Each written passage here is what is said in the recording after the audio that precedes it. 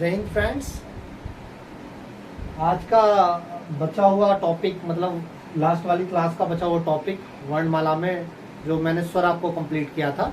आज मैं व्यंजन रह गया था। आज व्यंजन इस वीडियो के माध्यम से आपको मैं व्यंजन पढ़ाऊंगा और व्यंजन का क्लासिफिकेशन किस किस प्रकार से होता है, कौन कौन से व्यंजन होते हैं, उनका क्लासिफिकेशन किस प्रकार होता है, वो सब मैं आपको बताने वाला हूँ।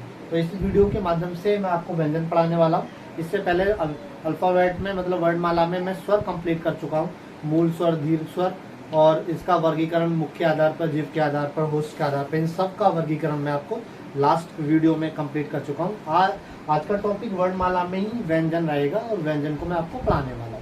तो सबसे पहले हमें याद रखना है कि व्यंजन, कि हम पढ़ाने वाले हैं आपको व्यंजन। तो व्यंजन हमें याद रखना कि व्यंजन किसे हैं। व्यंजन वो होते हैं जिन वर्णों का उच्चारण करने में हमें स्वर की मदद ली जाती है या जिन वर्णों का उच्चारण स्वर की सहायता से होता है, वो कहलाते हैं हमारे व्यंजन कहलाते हैं। व्यंजनों की संख्या से मैं बात करूं तो हिंदी वर्णमाला में कितनी होती है व्यंजनों की संख्या 33 मतलब 33 होती है। व्यंजन फिर आपको मैं बता दूं कि हर व्यंजन में स्वर छुपा रहता है। जैसे मैंने कै की बात करूं, कै तो साउंड किसकी निकल रही है? ए की साउंड निकल रही है। तो ए की साउंड निकल रही है तो ए क्या है? हमारा स्वर है। कोई भी कोई भी व्यंजन की बात करें, जैसे से की बात कर रहा हूं मैं, से तो साउंड किसकी निकल रही है? ए की, ए की निकल रही है। तो यहाँ भी मतलब कह सकते हैं कि जितने भी व्यंजन हैं उन सब का उच्चारण करने में स्वर की सहायता ली जाती है, स्वर की मदद ली जाती है, तो वो हमारे व्यंजन कहला सकते हैं। इसको हम इस प्रकार से डिफाइन कर सकते हैं कि जिन वर्णों का उच्चारण करने में स्वर की मदद ली जाती है या स्वर की सहायता ली जाती है वो हमारे व्यंजन कहलाते हैं। तो हिंदी वर्णमाला की हम आपको बात करें कि हिंदी वर्णमाला में व्यंजनों की संख्या कितनी होती है? 33 मतलब 33 होती है। ये क्वेश्चन डिक्टो की डिक्टो जितनी भी गवर्नमेंट जॉब है जहाँ पे भी हिंदी आती है, गवर्नमेंट एंट्रेंस है, वहाँ पे जहाँ पे भी हिंदी आती है वहाँ इस तरीके डायरेक्टली आपको क्वेश्चन पूछा जाता है कि ये क्वेश्चन इस तरीके से क्वेश्चन पूछा जाता है कि हिंदी वर्णमाला में व्यंजनों की संख्या कितनी है। ऑप्शन रहते हैं 32, 33, 34, एवरीथिंग अलग अलग ऑप्शन रहते हैं। तो आपको बताना है कि हिंदी वर्णमाला में व्यंजनों की संख्या कितनी होती है? 33। तो इनका क्लासिफिकेशन अगर मैं वर्गीकरण आपको बताऊं तो सबसे पहले होता है स्पर्श व्यंजन, और ये भी बताऊंगा कि स्पर्श व्यंजन कितने होते हैं और कौन कौन से होते हैं। स्पर्श व्यंजनों की बात करूं तो स्पर्श व्यंजन होते हैं हमारे 25, और फिर इसके बाद होता है अंतस्थ व्यंजन होते हैं। अंतस्थ व्यंजन हमारे 4 होते हैं। फिर आते हैं ऊष्म या संघर्षी व्यंजन, वो भी हमारे कितने होते हैं? 4 होते हैं। तो 4, 25 और 8 33 होगा। टोटल हमारे कितने होते हैं? टोटल 33 होते हैं। और कहीं इसमें आपको द्विगुण व्यंजन भी आएंगे, तो द्विगुण स्पर्श व्यंजन का ही पार्ट है। द्विगुण आपको पूछा जाता है तो द्विगुण व्यंजन 2 होते हैं, बट इसको इंक्लूड क्योंकि 25 स्पर्श व्यंजनों में आ जाते हैं। जो द्विगुण व्यंजन होते हैं वो स्पर्श व्यंजनों का ही पार्ट है, ना कि अलग है। ठीक है, स्पर्श व्यंजनों से ही मिलकर बने होते हैं द्विगुण। उनको मैं बताऊंगा द्विगुण किसे कहते हैं और किस तरीके के होते हैं। अंतस्थ व्यंजन क्या होते हैं, ऊष्म और संघर्षी व्यंजन कौन कौन से होते हैं। अभी आपको इतना ही याद रखना है कि ऊष्म और संघर्षी व्यंजन कितने होते हैं? 4 होते हैं। अंतस्थ व्यंजन वो भी 4 होते हैं। और स्पर्श व्यंजन कितने होते हैं? 25 होते हैं। अब हम बात करें द्विगुण व्यंजन हमारे 2 होते हैं, और वो किसके पार्ट है? वो भी किसमें होते हैं? स्पर्श व्यंजनों में होते हैं। तो सबसे पहले हम बात कर रहे हैं स्पर्श व्यंजन की। स्पर्श व्यंजन होते हैं कि क्या है और कौन कौन से होते हैं और किसे कहते हैं स्पर्श व्यंजन। तो हम बताएंगे आपको स्पर्श व्यंजन। तो स्पर्श व्यंजनों की संख्या जैसे मैंने अभी आपको बताया, लिखा था स्पर्श व्यंजन।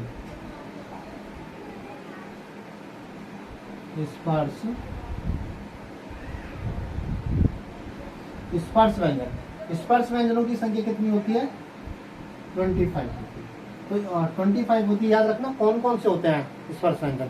स्पर्श व्यंजन वो होते हैं, स्पर्श व्यंजन किसे कहते हैं? जिन वर्णों का उच्चारण, आपको पता है कि जो उच्चारण हवा, श्वास कह सकते हैं कि जैसे मैं आपको बोल रहा हूँ एक ध्वनि निकल रही है, कभी कभी इस वर्ण का उच्चारण करने में कहीं ना कभी कोई का आवाज कंठ से निकल रही है मेरी, कोई मुख से निकल रही है कोई ध्वनि, कोई तालुए में कोई जीभ की मदद से बोल पा रहा हूँ कोई वर्ड, तो इसी में याद कह सकता हूँ कि स्पर्श व्यंजन वो होते हैं कि सबका एक श्वास नली होती है, जैसे हमारी एक श्वास नली से हवा आती है और यहाँ कंठ से जितने भी वर्ण, जैसे मैं आपको सामने बोल रहा हूँ, तो ये कहीं ना कहीं टकराकर स्पर्श होती है, जो वायु प्राणवायु जो होती है हमारी, तो ये कहीं ना कहीं से टकराती होती है, तो ये वो इस तरीके से स्पर्श व्यंजन होते हैं। स्पर्श का मतलब छूना, जो जब ये प्राणवायु निकलती है हमारे मुंह अंदर से निकलेगी यहाँ कंठ से, तो कंठ से छुएगी, तालुओं को छुएगी, होठ को छुएगी, जीभ को छुएगी, मूर्धा को छुएगी और दंत को छुएगी।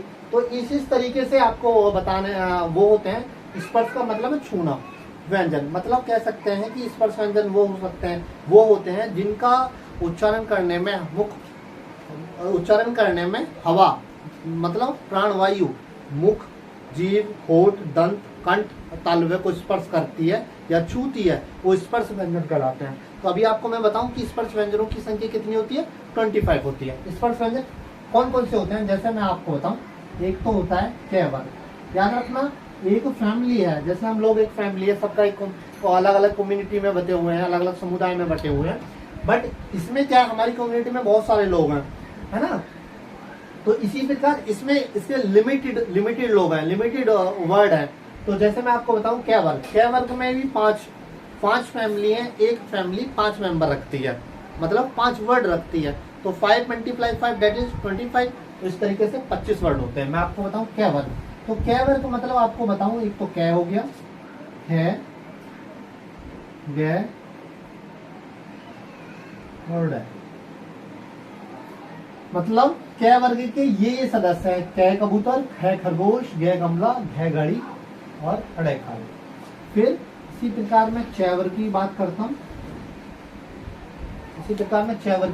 हूं, तो च वर्ग में भी छ चम्मच, छ छतरी, झ जहाज, झ झंडा और अड़े खाली। ठीक है, देखो यहाँ भी 5 है च वर्ग में। अब मैं त वर्ग की बात कर रहा हूँ, ट वर्ग में बात कर रहा हूँ। ट वर्ग, ट टमाटर, ठ ठठेरा, ड डमरू, ढ ढक्कन और अड़े खाली। अब बात कर रहा हूँ मैं त वर्ग में। तो त वर्ग में त तरबूज, ठ थन, द दवाद, ध धनुष और मैं। अभी बात करता हूँ मैं प वर्ग में भी प पतंग, फ फल, भ बकरी, भ भट्टी और मैं।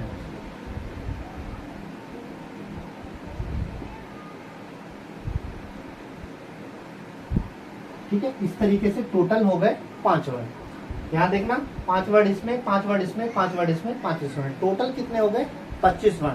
क्योंकि एक फैमिली, कितनी फैमिली है? 5 फैमिली है। कै 1 2 3 4 5, ये 5 फैमिली है, मतलब कै वर्ग। अभी आपको यहाँ से भी क्वेश्चन आता है एग्जाम में कि बताओ कि कौन सा वर्ग कै वर्ग का उच्चारण नहीं है, कै वर्ग में नहीं है। तो आपको पता आना चाहिए कि कै वर्ग के कौन कौन से होते हैं। कै कबूतर, कै खरगोश, ग गमला, ग घड़ी और अड़े खाली। ये कै वर्ग की फैमिली मेंबर है, मतलब उसकी फैमिली के सदस्य हैं। ऐसी 6 वर्ग की फैमिली के सदस्य ये हैं, ट वर्ग की ये हैं, ट वर्ग की ये और प वर्ग की ये।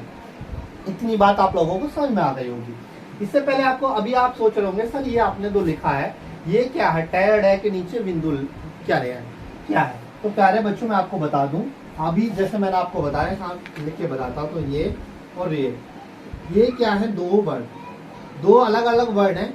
ये हमें इनको द्विगुण या उच्छिप्त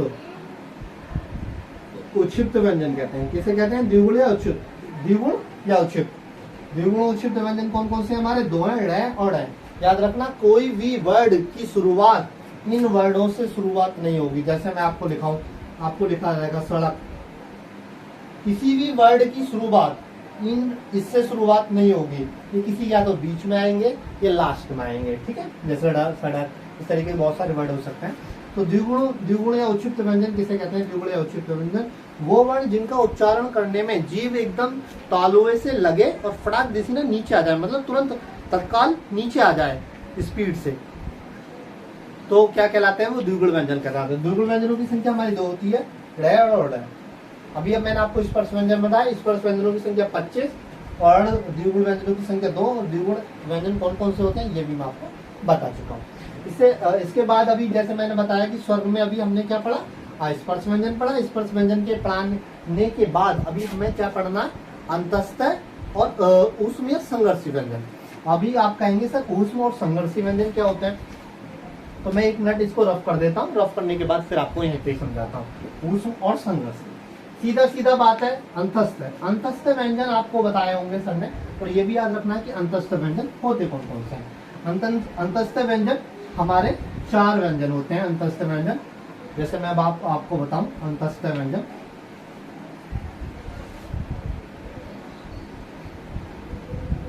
अंतस्थ व्यंजन कितने होते हैं हमारे, 4 होते हैं। अभी आप पूछेंगे अंतस्थ व्यंजन होते कौन कौन से हैं। अंतस्थ व्यंजन वो होते हैं जिन वर्णों का उच्चारण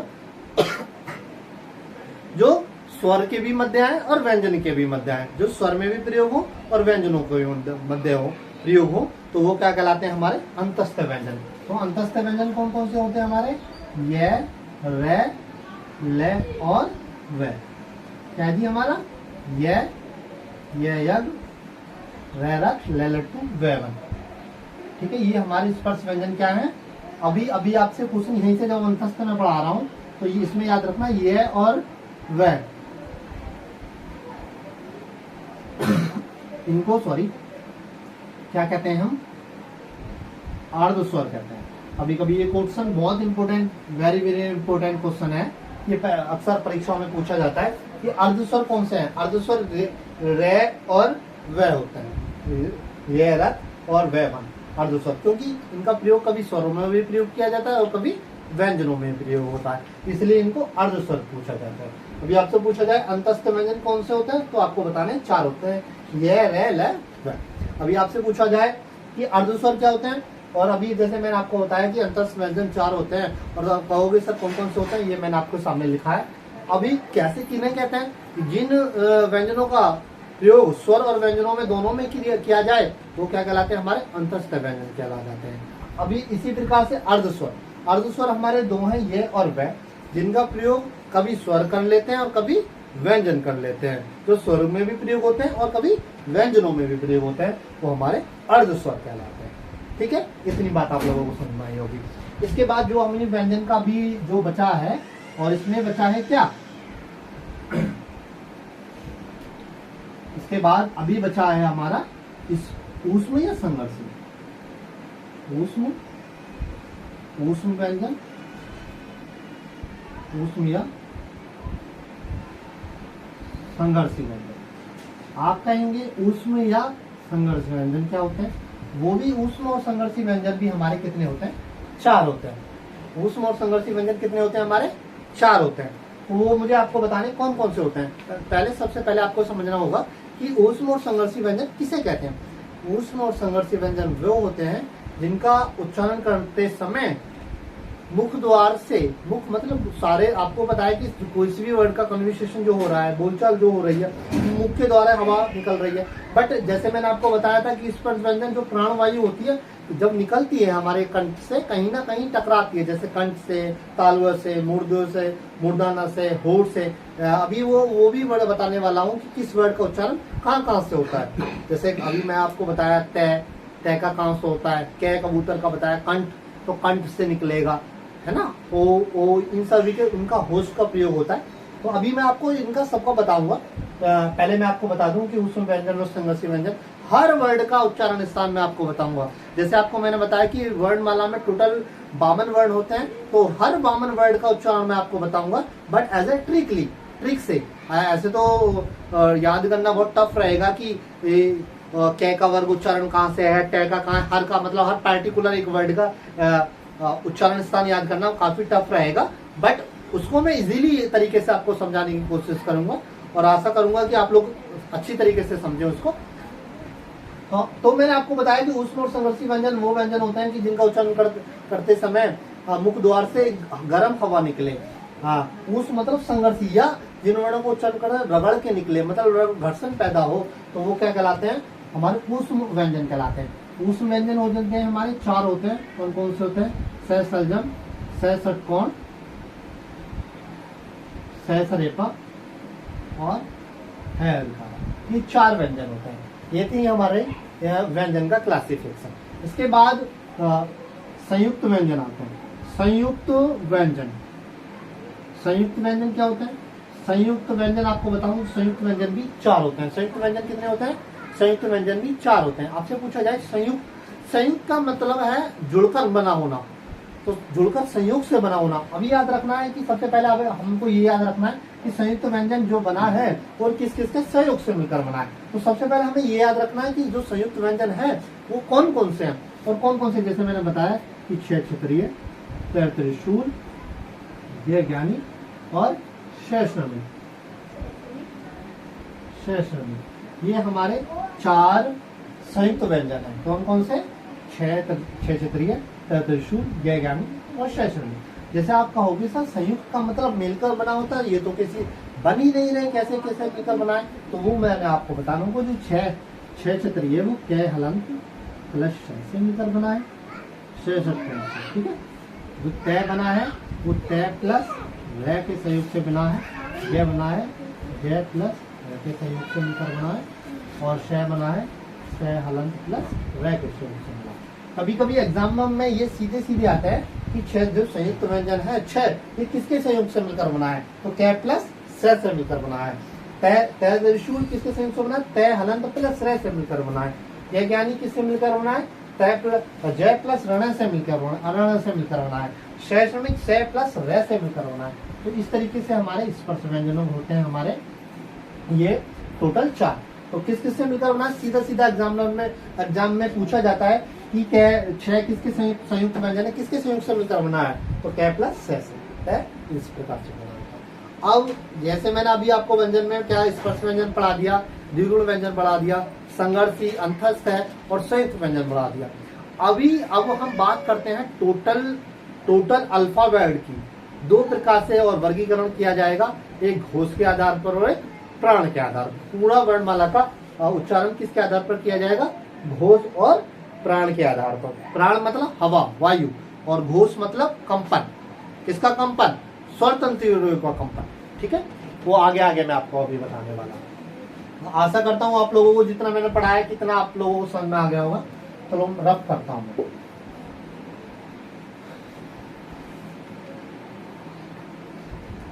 अब पढ़ेंगे हम घोष। अभी 2 टॉपिक इसमें रह गए हैं, जो उसको भी आज मैं इसमें ही खत्म कर दूंगा। अभी हमारा रह गया घोष और प्राण। तो याद रखना घोष भी हमारे कितने प्रकार के होते हैं? 2। घोष का मतलब होता है कंपन, है ना। यहाँ मैं बता दे रहा हूँ, शॉर्टकट भाषा में पढ़ा रहा हूँ। घोष का मतलब कंपन और प्राण का मतलब हवा, वायु, हवा या वायु। अभी आपको बताया कि जैसे मैं पढ़ाऊंगा सब प्राण वायु का खेल है। आप लोग हम जी रहे हैं, हम एवरीथिंग संसार में जितने भी लोग जी रहे हैं, हवा और प्राण वायु का ही खेल है। हवा वायु सबका प्राण का ही खेल है। बोलते हैं ना उसकी तो हवा निकल गई, वायु निकल गई, प्राण निकल गए। कहने का मतलब वो बंदा बोलना बंद कर देता है, समझ रहे नहीं? आप समझ रहे हैं? बोलेंगे उसके प्राण निकल गए मतलब हवा निकल गई, है ना, श्वास निकल गई, तो एज ए निर्जीव हो जाता है, वो मृत हो जाता है, मृत घोषित हो जाता है। तो सारा सिस्टम किसका है? प्राण वायु का, समझ रहे हो? अब क्योंकि अब हम अल्फाबेट पढ़ रहे हैं, तो अल्फाबेट में कहीं घोष का प्रयोग होगा, कहीं प्राण वायु का होगा। क्योंकि अभी जैसे हम डेली जीवन में हम कोई ना कोई सेंटेंस, जैसे मैं अभी जिन सेंटेंसों का यूज कर रहा हूँ, जैसे मैं आप लोगों को पढ़ा रहा हूँ, जो भी सेंटेंस निकल रहे हैं, तो इसमें भी सबका किसका खेल है? घोष और प्राण वायु को। क्यों? घोष का मतलब है कंपन। कोई वर्ड आपको लग रहा है, कोई सेंटेंस, कोई शब्द में कंपन हो रहा है, किसी में कम हवा निकल रही है, किसी में अधिक हवा निकल रही है। तो हवा मतलब हवा निकल रही है, मतलब जोर से निकल रही है हवा। तो इस तरीके से मैं आपको बता रहा हूँ कि प्राण, और प्राण का मतलब होता है हवा या वायु, घोष का मतलब होता है कंपन। कंपन किसका? स्वर तंत्रियों में कंपन। जैसे मैं आपको अभी बताया था कि कंपन स्पर्श व्यंजनों में बताया कि स्पर्श व्यंजनों की संख्या 25 होती है, और जिन भी व्यंजन वर्ण का उच्चारण हम करेंगे, एक प्राणवायु होती है, वो निकलेगी हमारा तो मुख के इस अलग अलग भाग से टकराएगी।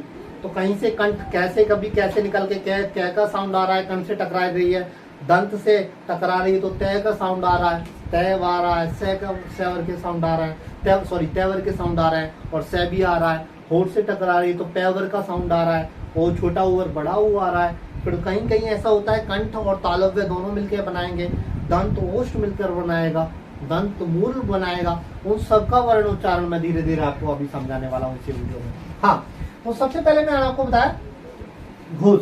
घोष का मतलब होता है कंपन। कंपन का मतलब किसका कंपन? स्वर तंत्रियों का कंपन, स्वर तंत्रियों का, तंत्रियों में कंपन। ठीक है, अभी घोष की बात आप हमें बात करें तो घोष हमारे दो प्रकार के होते हैं। घोष कितने प्रकार के होते हैं हमारे? घोष कितने प्रकार के? दो प्रकार के। अघोष एक होता है अघोष, एक होता है सघोष।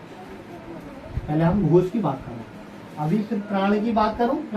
प्राण भी दो प्रकार के होते हैं, एक अल्प प्राण, मोटा मोटा लिखूं ताकि, अल्प प्राण और महाप्राण। एक अल्प प्राण, एक महाप्राण। तो सबसे पहले अल्प का मतलब कम, और प्राण का मतलब हवा या वायु, महा का मतलब अधिक या ज्यादा, और प्राण का मतलब वायु। जिन वर्णों के उच्चारण में जिन वर्णों को उच्चारण में कम हवा निकले वो अल्प प्राण, जिन वर्णों के उच्चारण में अधिक हवा निकले वो महाप्राण कहलाते हैं। इसी प्रकार जिन वर्णों के उच्चारण में कंपन, स्वर तंत्रियों में कंपन कम हो या नहीं हो वो अघोष, जिन वर्णों के उच्चारण में कंपन अधिक होता है वो सघोष कहलाते हैं। अब इतनी आप कहोगे सर सघोष और अघोष तो मैं आपको समझ गया। अभी आप कहोगे सर कि सघोष और अघोष तो मैं समझ गया कि सघोष किसे कहते हैं। सघोष का मतलब अघोष का मतलब होता है स्वर तंत्रियों में कंपन। और कौन कौन सा कंपन? एक तो अघोष रहेगा और सघोष रहेगा। अघोष का मतलब मतलब नहीं, और घोष मतलब कंपन। तो जिन वर्णों के उच्चारण में कंपन नहीं होता है वो वर्ड कौन कौन से है? सघोष मतलब से मतलब साथ, और घोष मतलब कंपन। स्वर तंत्रियों में जो कंपन के साथ, कह सकते हैं कि जिन वर्णों का उच्चारण कंपन के साथ होता है वो कौन कौन से वर्ण होते हैं, और जिन वर्णों का उच्चारण कंपन के साथ नहीं होता है वो कौन कौन से होते हैं। तो सबसे पहले मैं अघोष की बात करता हूँ, तो वर्ण प्राण के वायु में बाद में बताता हूँ। तो सबसे पहले प्यारे बच्चों मैं आपको बता दूं अघोष और सघोष। जैसे मैंने आपको बताया कि अल्फाबेट में टोटल याद रखना कि जितने भी स्वर हैं, एक सबसे बात वेरी वेरी इंपोर्टेंट बात कि जो सघोष हैं, सघोष से मतलब साथ और घोष मतलब कंपन, कंपन के साथ जिन वर्णों का उच्चारण कंपन के साथ होता है वो सघोष कहलाते हैं। और सारे स्वर ही किसके उदाहरण हैं? सघोष के उदाहरण है। अभी जैसे आप कहोगे, अब ये तो मुझे बताने की बार बार आवश्यकता नहीं रहेगी सर स्वर कौन कौन से होते हैं और कितने स्वर होते हैं। मैं आपको बता चुका हूँ कि स्वर 11 स्वर होते हैं, और कितने कौन कौन से स्वर होते हैं वो पिछली क्लास में मैं आपको पढ़ाया हूँ। सारे स्वरों का उदाहरण सघोष होते हैं। अब कहोगे सर व्यंजन कौन कौन से होते हैं, वो मैं आपको बताने वाला हूँ। इससे पहले प्यारे बच्चों मैंने अभी आपको बताया था स्पर्श व्यंजन। स्पर्श व्यंजन के बारे में फिर आपको मैं बता दूं कि जब तक आपको स्पर्श व्यंजनों की अच्छी तरीके से नॉलेज है, ये जो अल्फाबेट पढ़ाने का मेरा जो उद्देश्य है इस टॉपिक को इसी तरीके अच्छी तरीके से सारे, क्योंकि जब मैं आपको ज्वाइनिंग मतलब संधि पढ़ाऊंगा तो संधि में भी इन सब का मेन रोल रहेगा। स्वर ए का आ हो जाता है, ए और ए मिलकर आ बन जाता है, दीर्घ स्वर बन जाएगा। कहीं व्यंजन संधि पढ़ाऊंगा तो व्यंजन का प्रयोग होगा वहाँ, है ना, और कहीं विसर्ग संधि पढ़ाऊंगा उसमें व्यंजन और स्वर दोनों का मेल होगा। तो जिस तरीके से इस तरीके से मुझे इस टॉपिक को डीप ना पढ़ाने की आवश्यकता थी, ताकि एक बार पढ़ो हमेशा के लिए याद है। हाँ, तो ये मैं आपको बताऊं घोष का मतलब होता है कंपन। किसमें कंपन? स्वर तंत्रियों में कंपन। घोष दो प्रकार के होते हैं, अघोष और सघोष। अघोष का मतलब होता है, यहाँ भी लिख दे रहा हूं, कंपन नहीं, और सघोष का मतलब से मतलब साथ कंपन होता है। मतलब जिन किसमें होता है?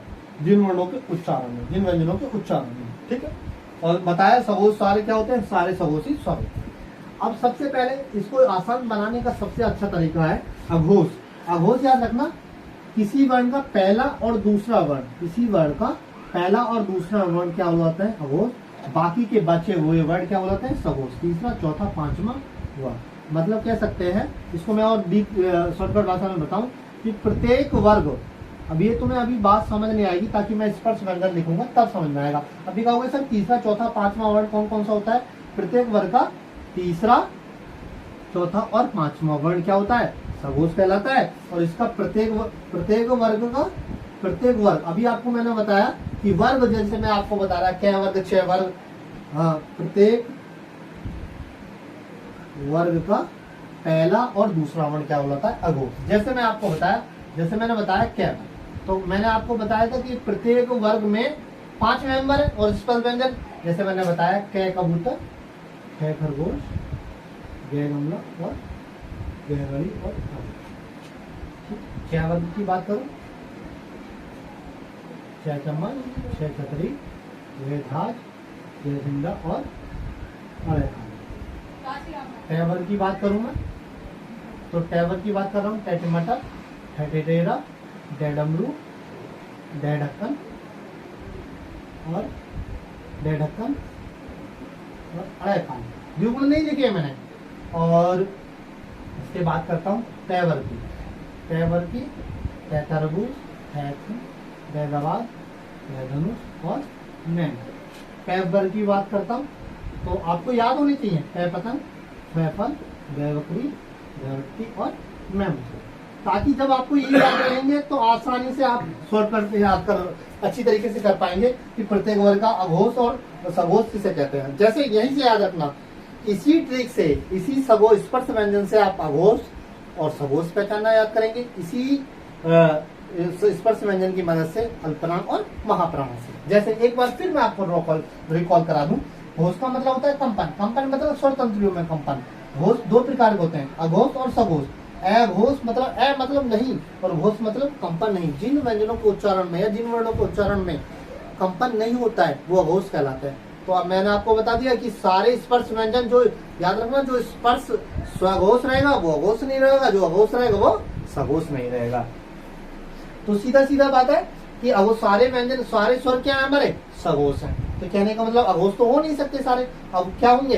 अब व्यंजन होंगे वो अघोष। और कौन कौन से होंगे ये हमको पहचानना है। अभी मैंने सर ने लिखा है कि कंपन नहीं होगा, कौन कौन? प्रत्येक वर्ग का पहला और दूसरा वर्ण क्या होता है? अघोष।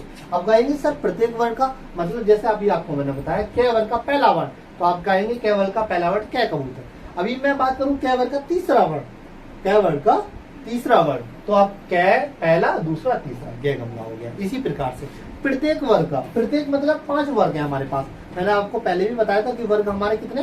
5 वर्ग है। और 5 वर्ग में कौन कौन से, मतलब अभी देखो मैं दूसरा पेन मार्कर यूज करता हूँ, पहला वर्ग और दूसरा, ये वाले वर्ण क्या है हमारे? अघोष। क्योंकि ये देखो, अगर मैं बात करूं पहला वर्ग, कै वर्ग का पहला वर्ण, दूसरा वर्ण, छह वर्ग का दूसरा, पहला, दूसरा, कै वर्ग का पहला, दूसरा, कै वर्ग का पहला, दूसरा, कै वर्ग का पहला और दूसरा, सारे वर्ण कह सकते हैं आपको। कै, खे, चे, फे, टे, डे, ते, थे, पे, फे, ये सारे हमारे क्या है? अघोष है। और बाकी के सारे बचे हुए सारे वर्ड क्या है हमारे? सघोष। इतनी बात समझ में आ गया कि आपको याद रखना है। अभी आपसे पूछा जाए कि सघोष कौन कौन से हैं, कोई ऑप्शन दे देगा तो आपको कैसे समझना है, बट आपको याद रखना चाहिए पड़ेगा कि जिस वर्ड का बात की गई है वो कौन से वर्ग का, कि कौन सा सदस्य है। जैसे अभी आपको मैं बात करूं धै की, धै धनुष की, तो आपको याद रखना होगा कि धै धनुष किस में आता है? कै वर्ग का चौथा वर्ण, चौथा वर्ण आता है, तो चौथा वर्ण क्या होगा? सघोष होता है। इस तरीके के भी क्वेश्चन आपको पूछे जाते हैं। ये पूरी कंप्लीट चैप्टर कराने के बाद फिर मैं एमसीक्यू कराऊंगा, जो प्रीवियस पेपर में UPSC, lower PCS, RO, ARO, इस तरीके की जितनी भी गवर्नमेंट एग्जाम है जहाँ पे हिंदी आती है, उस तरीके के इस रिलेटिव चैप्टर से जितने भी क्वेश्चन बनते हैं, बने हैं, बनेंगे, इस तरीके से मैं आपको कंप्लीट चैप्टर कंप्लीट होने के बाद सारे क्वेश्चन को सॉल्व कराऊंगा। ठीक, ये था अघोष का। अब बात करते हैं हम अघोष और सघोष मतलब घोष का। इसी प्रकार मैं ये रफ कर दूं। अब बात आया है अल्पप्राण और महाप्राण का। प्राण, अब आता है प्राण का। अब प्राण की बात मैं आपको कर रहा हूं। हाँ, प्राण, तो प्राण, अब मैं बात कर रहा हूं प्राण। प्राण का मतलब होता है, प्राण का मतलब है हवा या वायु या श्वास, सारे एक ही वर्ड है और सबका एक ही मतलब। बोलते हैं ना, प्राण निकल गए, श्वास निकल गई, हवा निकल गई, वायु निकल गई, ये सारे एक ही वर्ड है। ठीक है, तो कह सकते हैं कि जिन भी वर्णों को उच्चारण कर रहे हैं तो उसमें प्राण दो प्रकार के होते हैं, अल्पप्राण और महाप्राण। एक होता है प्राण को बांट रहे हैं हम दो प्रकार से।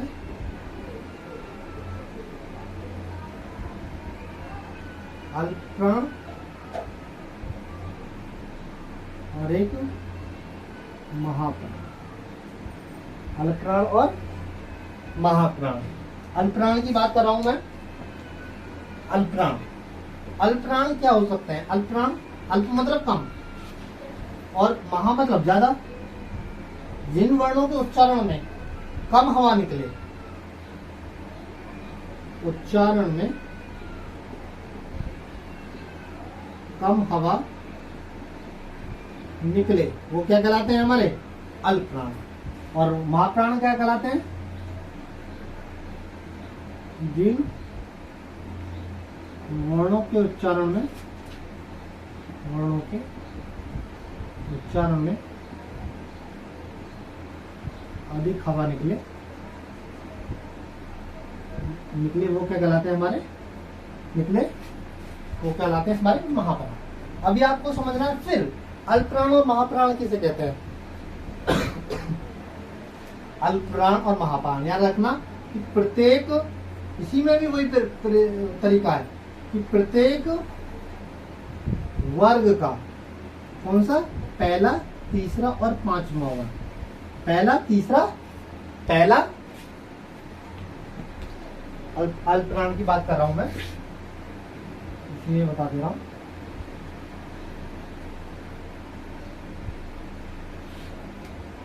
ये देखो, क्या ये पहला वर्ण है, ये दूसरा वर्ण है, तीसरा, ये चौथा, ये पांचवा वर्ण है, आपको पता है। अभी सर ने बताया क्या? पहला, तीसरा, पांचवा। पहला, तीसरा और पांचवा वर्ण क्या है? हमारे अल्पप्राण है। और इसमें बचे कौन से? दूसरा और चौथा। प्रत्येक वर्ग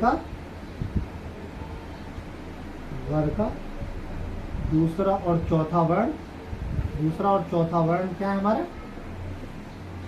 महाप्राण।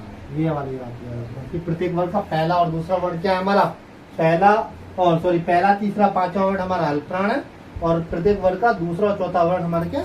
महाप्राण है। ये हमारा अल्पप्राण है। अल्पप्राण, अल्पप्राण और महाप्राण की आप लोगों को बात समझ में आई होगी, क्या अल्पप्राण किसे कहते हैं और महाप्राण किसे कहते हैं। ठीक, इसके बाद जो लास्ट टॉपिक रहा है वो टॉपिक है हमारा कि वर्णों का उच्चारण स्थान, किस वर्ण का उच्चारण कहाँ से होता है। इस तरीके से आपको बताना है। ध्यान रखना, ये जो वर्ग लिखे हैं आपको मैंने कि कै वर्ग, च वर्ग, तय वर्ग, पै वर्ग, ये आपको जब मैं आपको व्यंजन संधि पढ़ाऊंगा, व्यंजन संधि में भी काम आएंगे।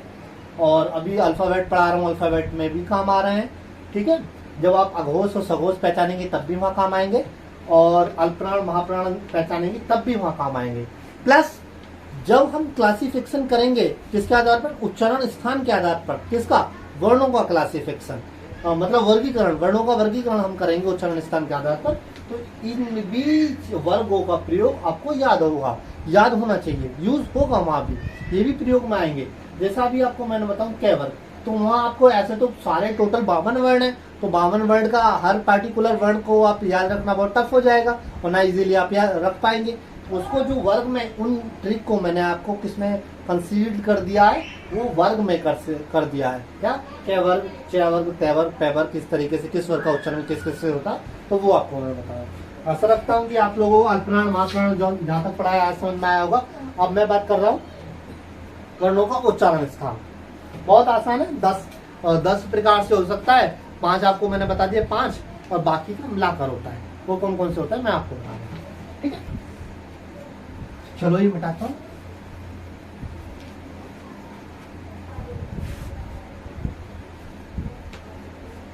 जैसे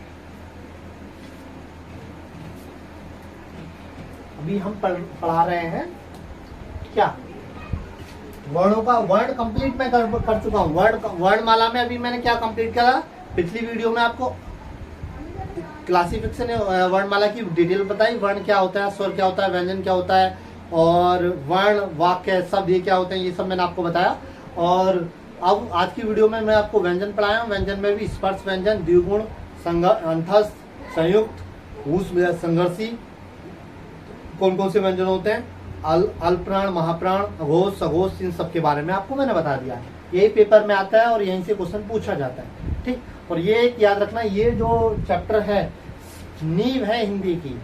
मतलब जब हम संधि पढ़ेंगे, जब हमको वर्ण की नहीं पता कौन सा वर्ण किसका है, इस पर व्यंजन पढ़ेंगे कि पहले वर्ण का तीसरे वर्ण का मेल होता है और क्या होता है, इस तरीके से कंफ्यूज हो जाएंगे, पता नहीं है कि किसका कौन सा वर्ग है। समझ रहे नहीं समझ रहे आप तरीके से।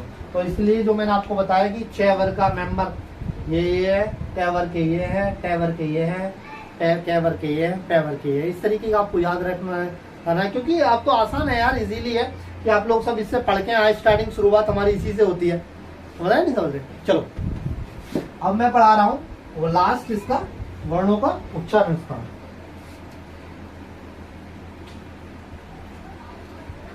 वर्णों का उच्चारण वर्गीकरण। ठीक है, वर्गीकरण का वर्गीकरण, वर्गों का वर्गीकरण उच्चारण स्थान के आधार पर। जैसे मैं आपको बताऊं वर्णों का वर्गीकरण उच्चारण स्थान के आधार पर।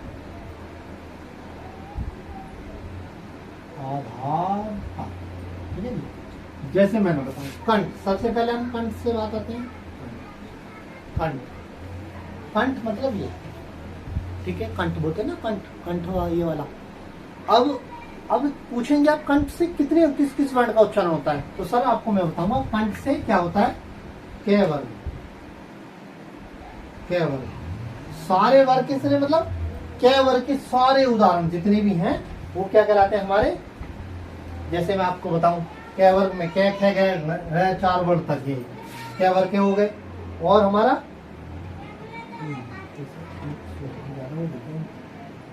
इसके बाद सर ए आ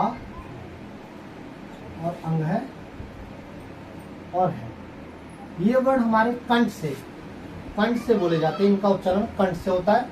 फिर आता है मूर्धा या मूर्धन्य, है ना, या मुख कह सकते हैं। ठीक है, कौन कौन से होते हैं, उसका उच्चारण स्थान है टै वर्ग, टै वर्ग, और श। फिर आता है तालव्य, तालव्य से छ वर्ग, छोटी ई बड़ी ई, ये और ठीक है। फिर उसके बाद आता है दंत, दंत से तै वर्ग। तै वर्ग का मतलब है सर तै वर्ग के 4 अक्षर, यहाँ पर क्या आएंगे 4 वर्ण आएंगे, क्योंकि वर्ग का मतलब टोटल 5 वर्ण होते हैं, यहाँ हम लेंगे खाली 4 वर्ण को। जो 5वां वर्ण होता है ना वो नासिका के आधार पर, मतलब नाक से बोला जाता है, नासिका मतलब नाक। तै वर्ग और कह सकते हैं कि दंत से किस वर्ग का उच्चारण होता है, तै वर्ग, मतलब तै वर्ग के जितने भी सारे वर्ण हैं। जैसे याद रखना तै वर्ग के तै, धै, नै, तो सॉरी तै, धै,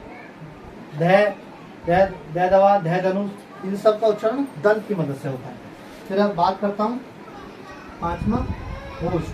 होस्ट मतलब होठ, होठ के आधार पर, होठ के आधार पर क्या आंसर है, पै वर्ग, पै वर्ग के सारे वर्ण, पै वर्ग के सारे वर्ण और छोटा ऊ और बड़ा। फिर इसी प्रकार से मैं नासिका, नासिका मतलब नाक से, नासिका मतलब यह नाक, किस वर्ग का उच्चारण कहां से होता है, प्रत्येक वर्ग का 5वां अक्षर, मैं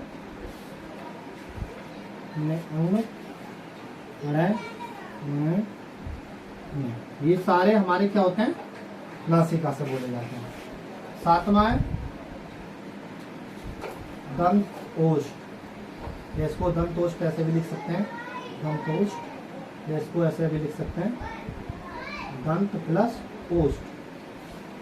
दंत ओष्ठ का उच्चारण होता है वै का, याद रखना ये। 8वां दंत मूल, जो दांत मूल होते हैं, जो दांत के हिस्से से आगे वाले से, दंत मूल वो दांत के आगे वाले हिस्से से प्रयोग होते हैं, वो र और ल होते हैं। ठीक है सर। 8 बचे हमारे दो कौन कौन से होते हैं, दोनों को मैं यहाँ लिख दे रहा हूँ। ठीक है, कौन कौन से बचे 2, अभी हमारे बचे कंठ प्लस होश और कंठ प्लस तालब या तालु, है ना। तो वो होता है ए और आई, ए पेड़ आई पैना, और दंत उसके होते हैं 2 वर्ण, वो ओपली उसे औरत और औसे उसे ओपली औसे और, इस तरीके से 9 और 10 प्रकार से वर्गीकरण किया गया। वर्णों का वर्गीकरण उच्चारण स्थान के आधार पर। कंठ से किस वर्ण का उच्चारण किया जाता है एक बार मैं बता दूं, कैवल, कैवल के सारे वर्ण मतलब 4 वर्ण तक, और ए आ अंग और है, और ये मूर्धा से टैवर्ग के, और वे छोटी की बड़ी इससे तालव्य से, दंत से टैवर्ग से, होस्ट या होठ, होठ से पैवर्ग छोटा वो बड़ा हो, नासिका से या नाक से अणय, इस तरीका से दंतोष्ठ से या दंत होस्ट से व, और दंत मूल से र और ल। इस तरीके के टोटल ये चैप्टर हमारा कंप्लीट हुआ। इस तरीके के जितने भी इस कंप्लीट रिवाइज करिएगा, इसके बाद जितना भी प्रीवियस एग्जामों में यूपीएससी, यूपी ट्रिपल एससी और जितने भी लोअर पीसीएस, आरओ या आरओ, जितनी भी परीक्षा बड़ी बड़ी प्रतियोगिता परीक्षा है और जहाँ पर भी हिंदी पूछी जाती है, वहाँ के क्वेश्चन जो परीक्षा में आते रहे हैं या आने की संभावना है परीक्षाओं में, इस टॉपिक से जो है वो आपको मैं इस क्लास से कराऊंगा, नेक्स्ट क्लास में।